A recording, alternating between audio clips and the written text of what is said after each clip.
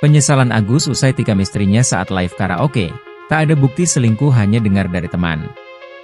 Kasus penikaman yang dilakukan oleh seorang suami kepada istrinya saat sedang karaoke dan live di media sosial di Serdang Bedagai masih menjadi perbincangan. Pasalnya kejadian yang terjadi di Desa Sukadamai Kecamatan Seibamban Kabupaten Serdang Bedagai ini terekam jelas saat live Sabtu, 2 November 2024. Fakta baru pun muncul setelah pelaku yang bernama Agus Herbin Tambun berhasil ditangkap polisi dan ditahan di Mapolres Serdang Bedagai. Kasat Reskrim Polres Serdang Bedagai AKP Doni P. Simatupang mengatakan dari hasil interogasi pelaku menyesali perbuatannya. Pelaku mengatakan tidak pernah melakukan tindak KDRT kepada korban, yang ada hanya cekcok-cekcok saja. Nyesal dia, katanya, makanya dia ngaku bersalah. Semalam saya interogasi dan katanya nggak pernah melakukan KDRT sebelumnya.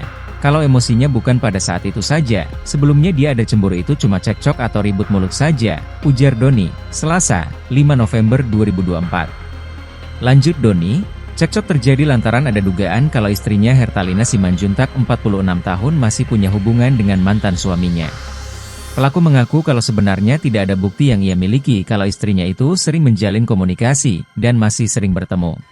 Semua informasi pelaku dapatkan hanya dari keterangan temannya saja.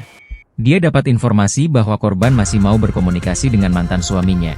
Gak ada bukti, dia dapat cuma informasi dari kawannya saja. Kawannya itu, kata pelaku, pernah lihat istrinya ketemu sama mantan suaminya, kata Doni. Sebelum terjadi penikaman, Doni mengatakan pelaku sempat keluar rumah dan pergi ke warung. Setelah itu kembali ke rumah dan mengambil pisau. Saat posisi istrinya sedang nyanyi dan live di media sosial, di situ juga ia menikami istrinya. Luka tikamannya itu ada 5 kali pada tubuhnya. Mau diselamatkan dan dibawa ke rumah sakit sama keluarganya, tapi sampai di rumah sakit ternyata sudah meninggal. Kalau pelaku setelah kejadian dia langsung kabur, ucap Doni.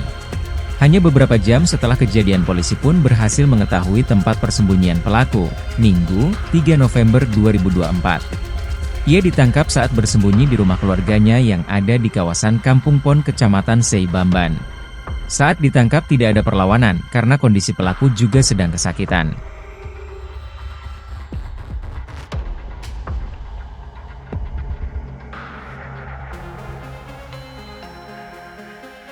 Download Tribun X sekarang, menghadirkan lokal menjadi Indonesia.